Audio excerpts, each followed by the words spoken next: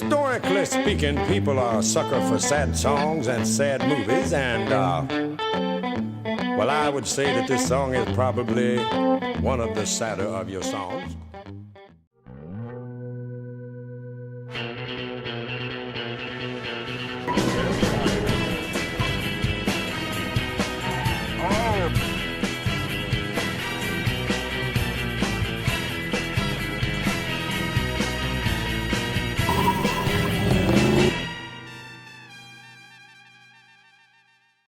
So I got this starter for like 50 bucks off Amazon, and I don't know where these bolts are from, so it seems like a match made in heaven to me. These swap headers were actually like 160 bucks off eBay, and the listing said that they were meant for the LS swap application for a third gen Camaro. So we're going to try to fit them. We're going to see how that works out. Passenger side actually fits like phenomenally. That is quite a bit of space. I actually might be able to put the heater box back in, which would be really nice. Well, that driver's side header was a fight. If you don't have a lift, and if you're trying to budget LS swap your car, you probably don't. You have to jack this end way up in the air, and then you've got to get underneath it, slide the headers in, clear that control arm mount on the subframe, and it's really tight. But you get it bolted up, and it's clearing pretty much everything but the brake lines. These V6 brake lines aren't playing nice, so we'll have to clearance them away. But next step's going to be putting the intake on, and then we'll start to get this thing wired. Okay, I kind of did a lot off camera because school's been kicking my butt, and I haven't had time to film and work, and it's hard to work with one hand and film. But here's where we're at. We've got the engine in. Everything I've done has been pretty simple. I've bolted the intake on. I kind of just set the Chinese wiring harness on here, plug the injectors in. I did have to get adapters to go to the truck injectors. But everything's kind of sitting in here. It's all kind of wired, and I think my next step is going to be trying to adapt the third gen wiring to this engine to get it to at least a point where I can crank the engine over and get power to this harness, and then we're going to try and complete it from there. I really have no idea what I'm doing. Well, I got a bunch of this wired up. I got the computer and everything going, and I go to turn it over, just doing a compression check here, and yeah, that's not good. So I dumped a ton of oil in that cylinder that was low. Everything else had like 140, 150 plus, good numbers for kind of a used up old LS, but cylinder 2 there would not get above 40 unless you add a little oil to it.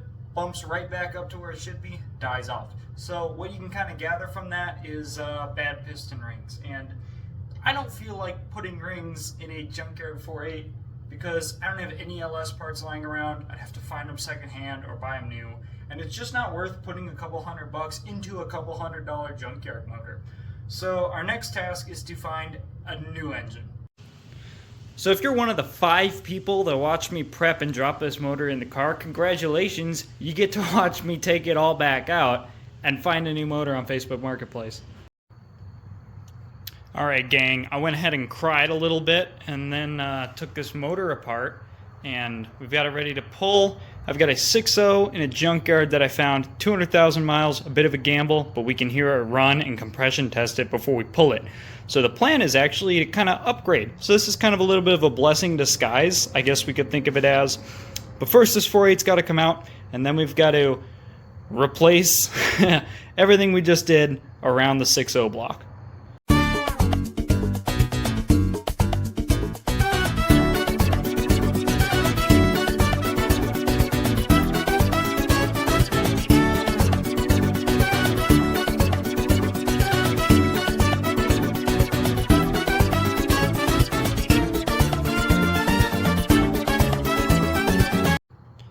Well, it would appear that my hoist has declined to work anymore, which kind of leaves me in a bit of a pickle.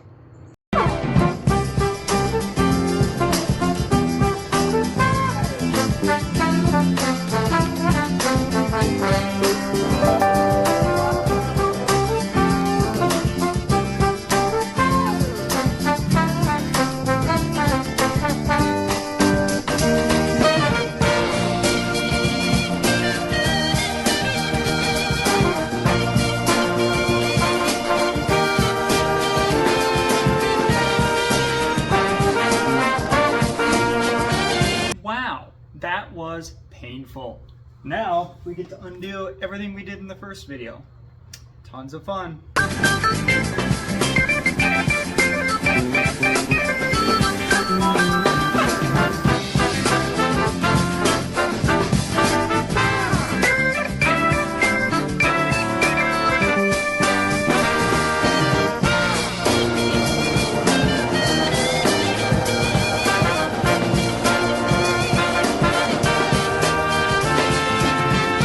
Alright, that's all I got for this one.